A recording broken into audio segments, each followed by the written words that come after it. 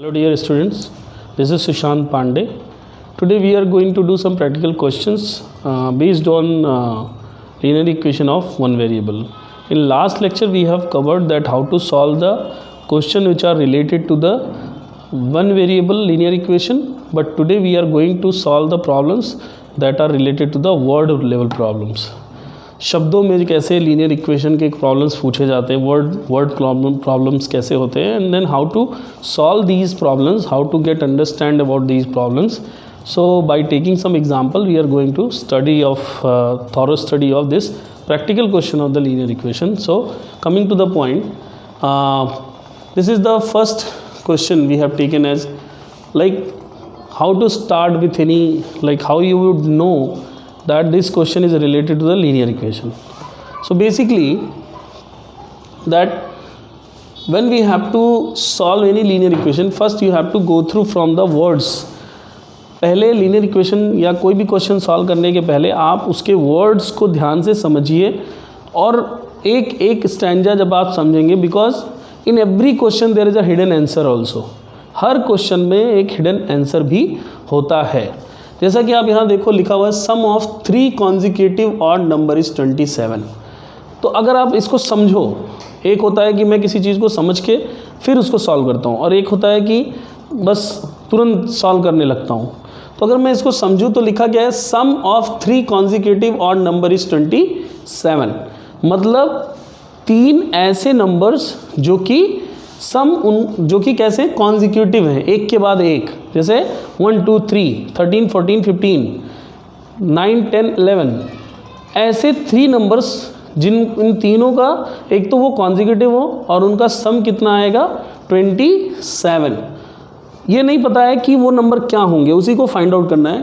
Then write down the statement. Statement को आप write down कैसे करोगे, लिखोगे कैसे, and then find the all numbers. तो first we have to write down the statement. Statement क्या होगा इसका, and then what would be those number कि जिसका कॉन्जिक्यूटिव सम जो है वो कितने के बराबर आए 27 के. So for that what we need to do is we have to first right, let's take any number which is, let's take any number जो तीनों कॉन्जिक्यूटिव नंबर में सबसे छोटा नंबर होगा. Let's take as a x. Let's the smallest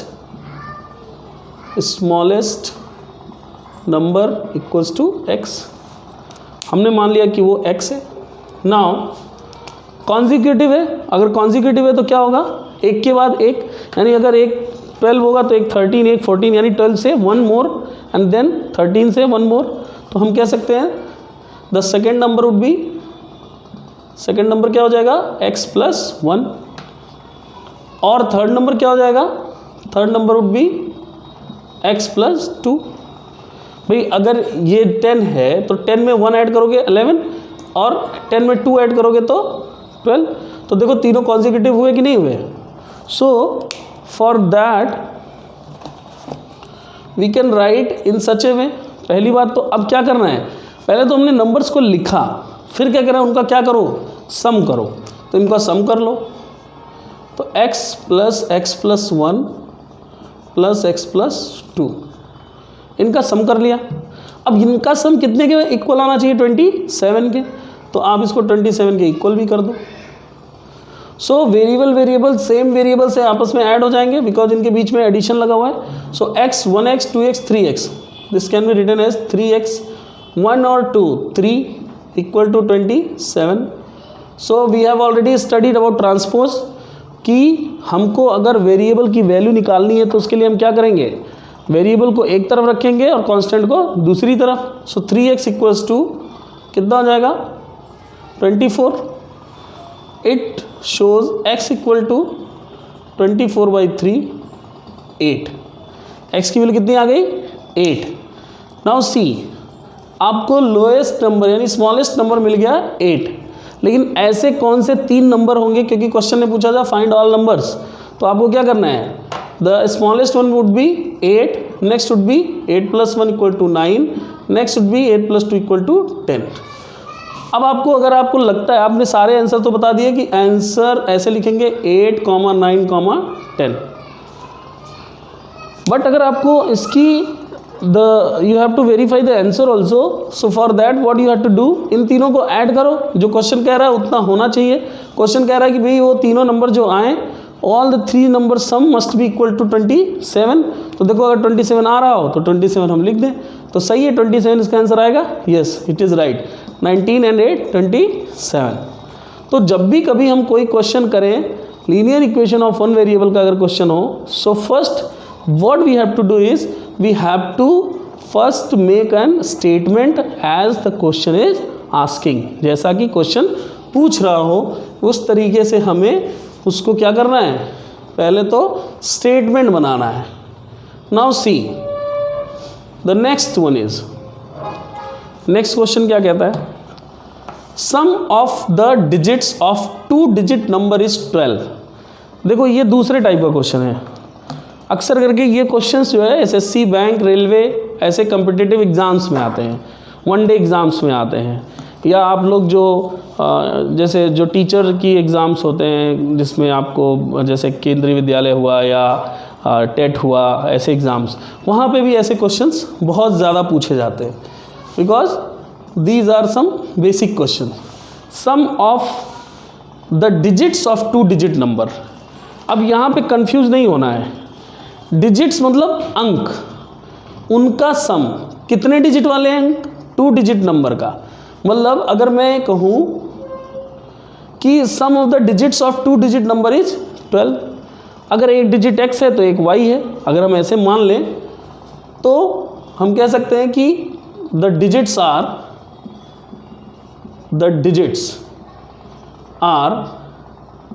x and y.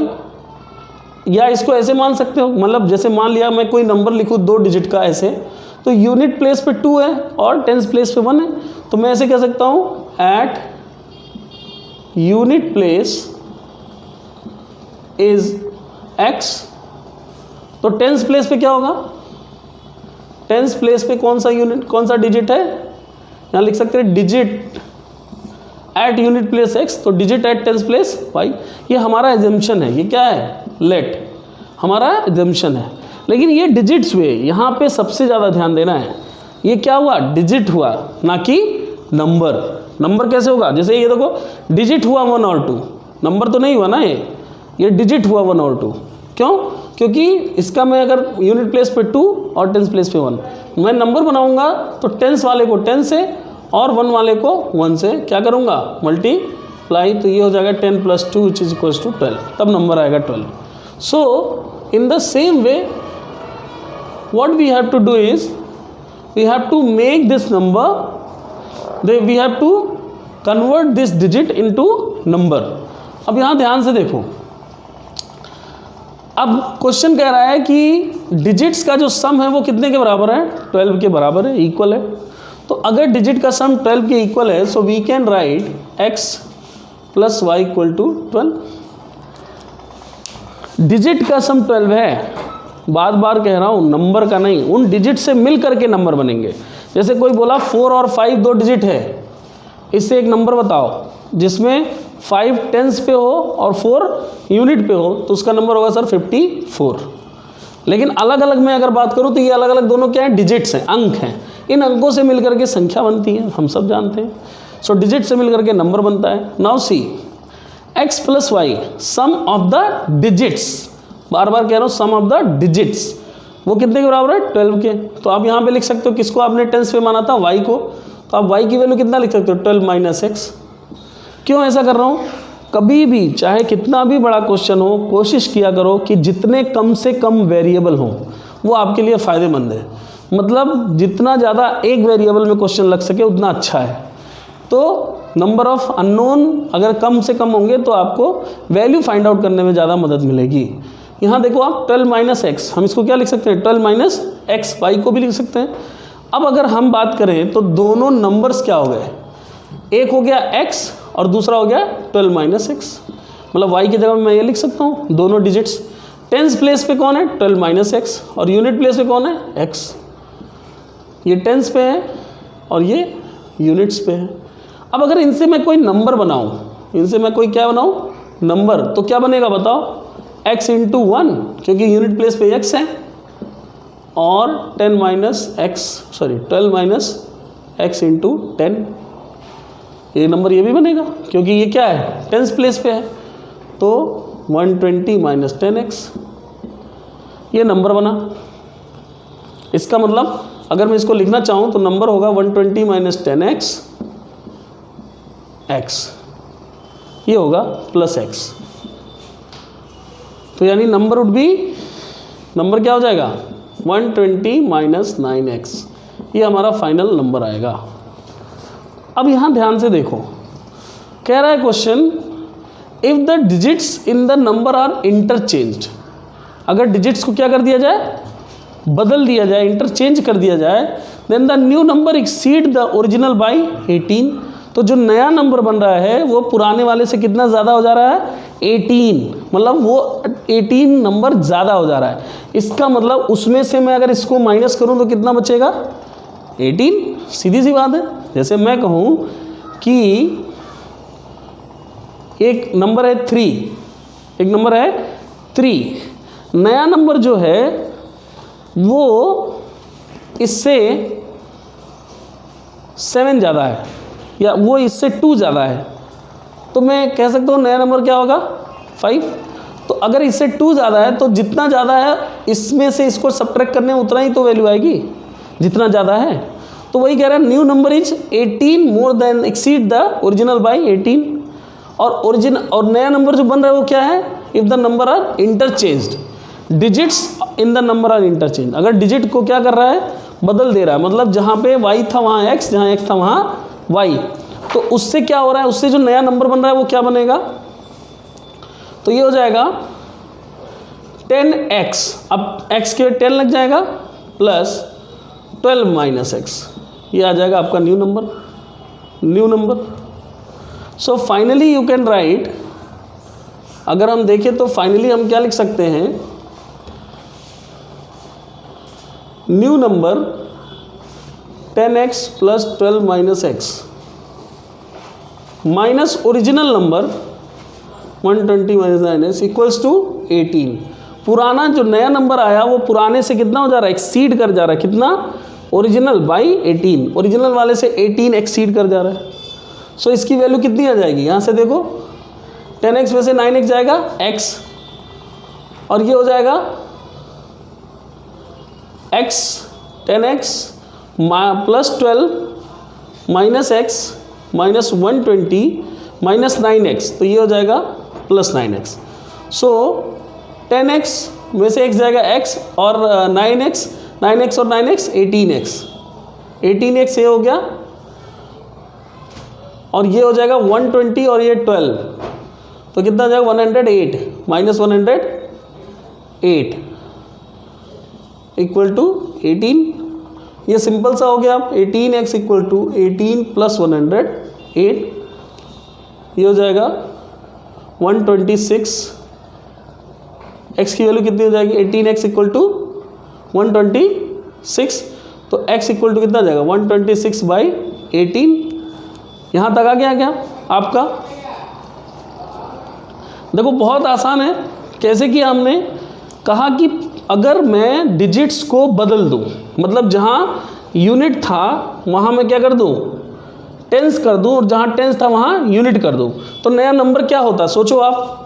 अगर ऐसा होगा तो नया नंबर क्या होगा, 10y प्लस एक्स, y के जगह पे हमने क्या रख सकते हैं 12 माइनस एक्स, तो 10 इंटू 12 माइनस एक्स, तो नया नंबर क्या हो जाएगा 10 इंटू 12 माइनस एक्स आप करोगे तो हो जाएगा 10 इंटू 12 यानी 120 माइनस 10x प्लस x, तो उसकी वैल्यू कितने के बराबर हो जाएगी 120 माइनस 9x, तो वो आ गया आपका नया नंबर। नया नंबर में से पुराना नंबर आपने माइनस किया तो कितना आना चाहिए 18, तो उस वैल्यू पे हमने इतना यहाँ पे क्वेश्चन सॉल्व करने की कोशिश की, तो x की वैल्यू कितनी आ गई 126 बाई 18।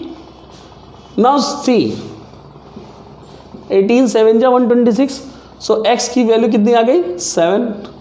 अब x की वैल्यू अगर 7 है तो y क्या हो जाएगा 12 माइनस एक्स, सो y यानी टेंस प्लेस वाला 12 माइनस 7 इक्वल्स टू 5, तो टेंस पे 5 यूनिट पे 7, तो नंबर क्या होगा 57।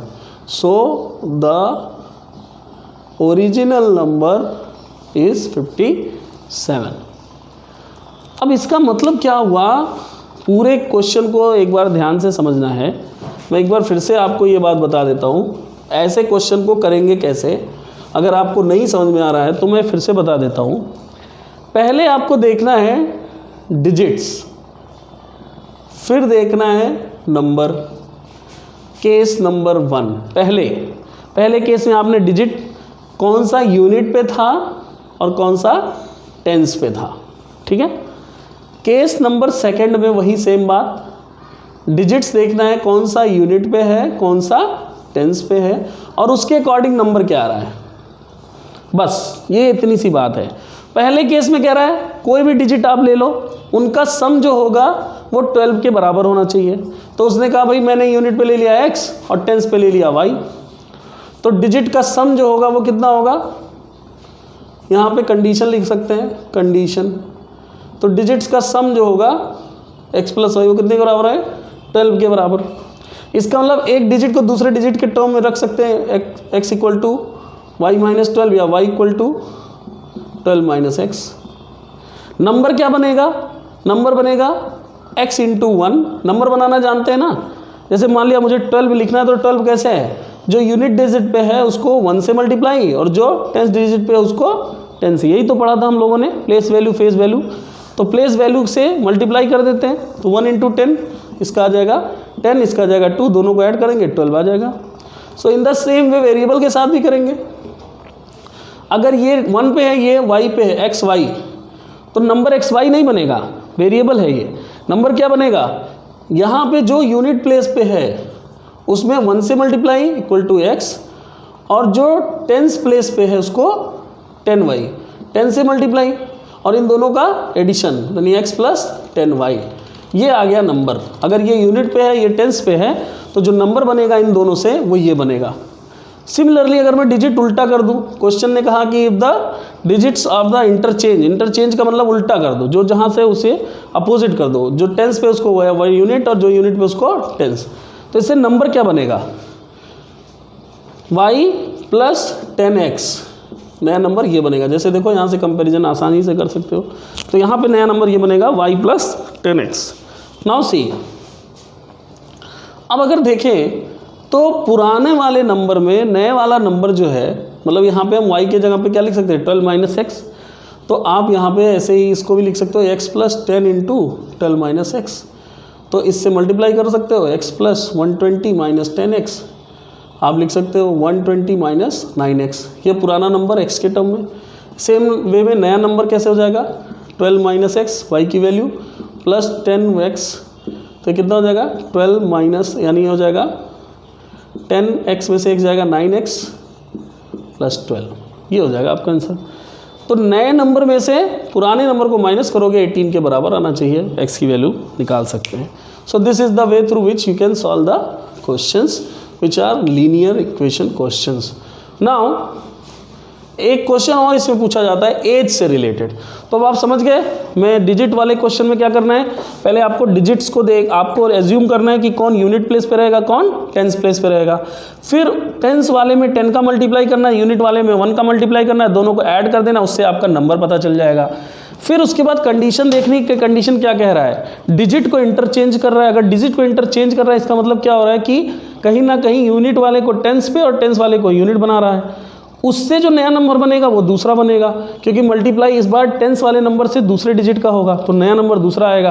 अब कई बार कहेगा इतना एक्सीड हो जा रहा है, कई बार कहेगा इतना लेस हो जा रहा है। अगर एक्सीड हो जा रहा है तो नए नंबर में से पुराने नंबर को माइनस करेंगे उतना, और इक्वल टू जितना एक्सीड हो रहा है। अगर लेस हो जा रहा है तो पुराने वाले में से नए को माइनस करेंगे, उतना लेस हो रहा होगा, वो वैल्यू इक्वल टू लिख देंगे। उससे क्या होगा, वेरिएबल की वैल्यू फाइंड आउट कर लेंगे, तो आपको नंबर मिल जाएगा। लेकिन याद रहे, वेरिएबल की वैल्यू सिर्फ फाइंड आउट नहीं करनी है, फिर हमको नंबर भी लिखना है, बिकॉज आप तो सिर्फ वेरिएबल की वैल्यू फाइंड आउट की, एक्स की वैल्यू आई ना।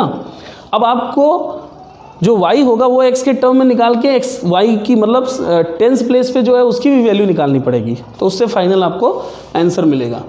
कई बार डिजिट ना पूछ के एज के क्वेश्चंस पूछे जाते हैं, like this, age of Arjun is twice the age of Shreya.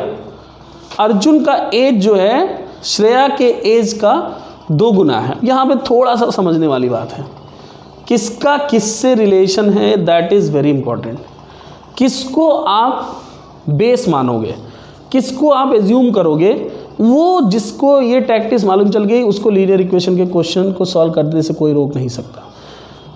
Age of Arjun, किसकी एज, अर्जुन की age twice the age of Shreya, Shreya की एज की दोगुनी है।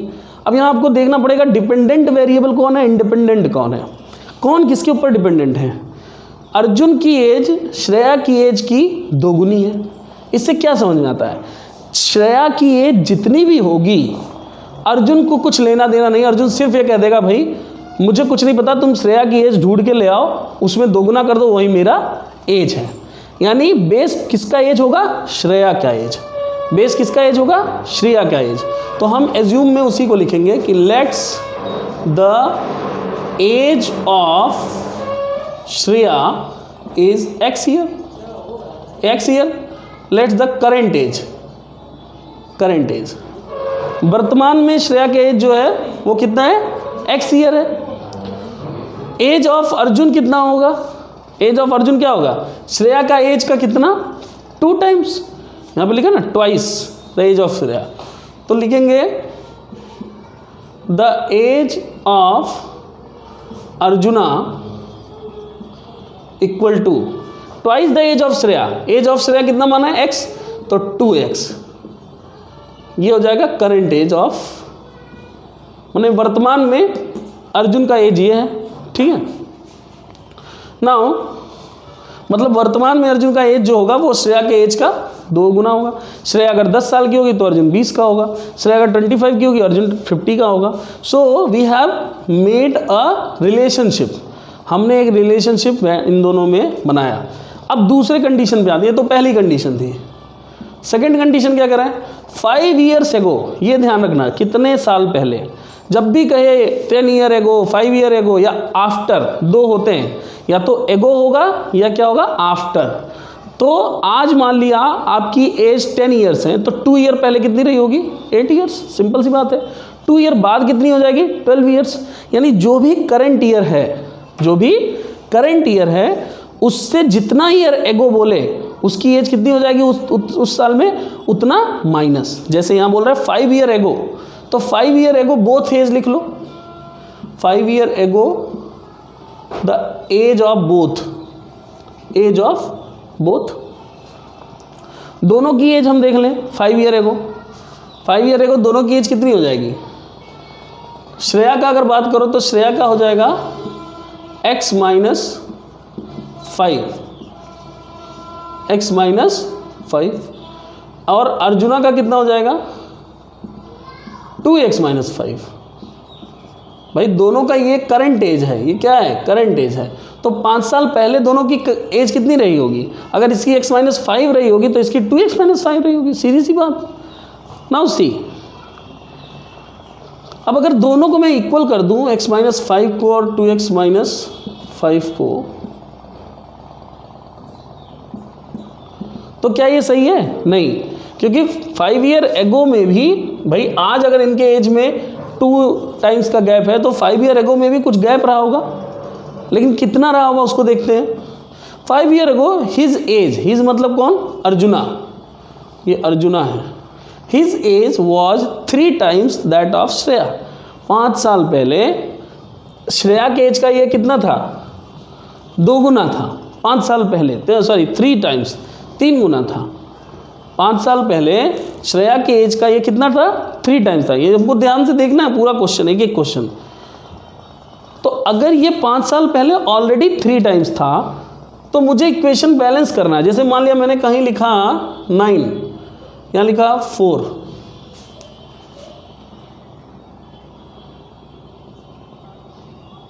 या यहाँ लिखा 8, तो अगर मैं यहाँ से देखो तो क्या 4 = 8 हो सकता है, नहीं। लेकिन ये कह रहा है कि भाई ये जो है ये इसका 2 टाइम्स है, तो जब ये ऑलरेडी 2 टाइम्स है इसका, तो मुझे यहाँ 2 से मल्टीप्लाई करने की ज़रूरत नहीं है। किसको 2 से मल्टीप्लाई करेंगे, यहाँ पे, क्योंकि इसका 2 टाइम तो ये है ही। तो क्या करें, या तो इसको 2 से डिवाइड कर दो या तो इसमें 2 मल्टीप्लाई कर दो, तो इक्वल हो जाएंगे। वही सेम बात यहाँ पे भी। अर्जुना जो है 5 year age, his age was 3 times that of Shreya. अकेले अभी भी इतने इसके 3 गुने के बराबर है। तो अगर दोनों को बराबर करना है तो क्या करना पड़ेगा, मुझे यहाँ से इसमें भी इसको 3 टाइम करना पड़ेगा, या तो इसको 3 टाइम से डिवाइड करें, क्योंकि अकेले ये इसका 3 गुना है, तो 3 गुना अगर इधर है तो इसको भी 3 टाइम्स बनाने के लिए इधर से 3 का मल्टीप्लाई करना पड़ेगा। So this will be 3x minus 15 2x minus 5 x equal to 10। x की वैल्यू कितनी आ गई 10। कैसे सॉल्व हुआ, 2x इधर जाएगा, 3x में से 2x जाएगा x, और 15 इधर आएगा तो 15 में से 5 जाएगा 10। ना x की वैल्यू कितनी आ गई 10। अब अगर हम ध्यान से देखें तो हमने इनिशियल लेवल पे माना था, तो श्रेया का करंट एज कितना आ गया 10, और अर्जुना का जो करंट एज आएगा वो कितना आएगा 20। Arjuna's current age will be 2x equal to 2 into 10 equal to 20 years. तो find their age is 10 year and 20 year. इस तरीके से लीनियर क्वेश्चंस आपसे पूछे जाते हैं। वर्ड प्रॉब्लम्स आप सबके क्लासेस में है, एक्सरसाइज आप लोग लगा लें। नेक्स्ट टर्न पे हम हर क्लास की एक्सरसाइज 15-15 मिनट डिस्कस करेंगे। Thank you.